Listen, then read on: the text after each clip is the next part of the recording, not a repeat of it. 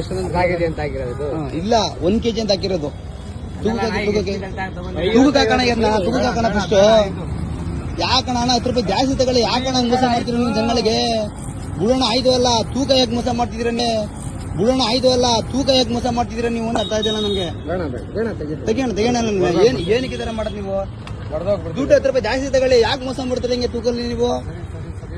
ಇಟ್ಕೊಳ್ಳಿ ನೀವು ಎಲೆಕ್ಟ್ರಿಕ್ ಇದನ್ನ ಇಟ್ಕೊಳ್ಳಿ. ಇದೆಲ್ಲ ಏನಕ್ಕೆ ಇಟ್ಕೊಂಡು ಮೋಸ ಮಾಡ್ತೀರ ಹಿಂಗೆ? 600 ಗ್ರಾಮ್ ಐತೆ, 1 kg ದುಡ್ಡು ಇಸ್ಕೊಂಡಿದ್ದೀರಾ. ಇಲ್ಲಿ ನೋಡಪ್ಪ, ಇಲ್ಲಿ ಪ್ರೂಫ್ ತೋರಿಸ್ತಾವ್ರಲ್ಲ, ತೋರಿಸ್ತಾ ಇದ್ದೆ ನಾನು. ಬಿಸ್ಲಲ್ಲಿ ದುಡಿತೀರಾ, ನಿಯತ ದುಡೀರಿ. 10 ರೂಪಾಯಿ ಜಾಸ್ತಿ ತಗೊಳ್ಳಿ. ನಾವೇನು ಇವರಲ್ಲ, ನಾವು ಕುಬೇರಲ್ಲ.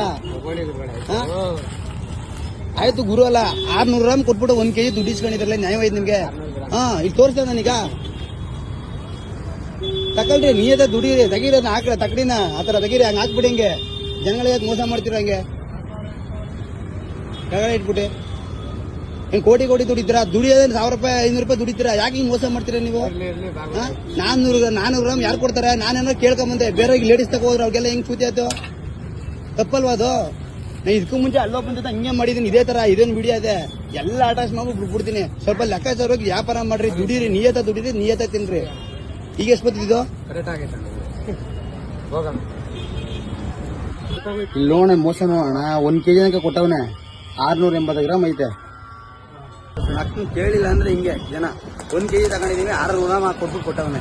1 kg ದುಡ್ಡು ಇಸ್ಕೊಂಡವನೆ. ಹಾಕ್ತೀನಿ ಬಿಡಲ್ಲ ಇದು.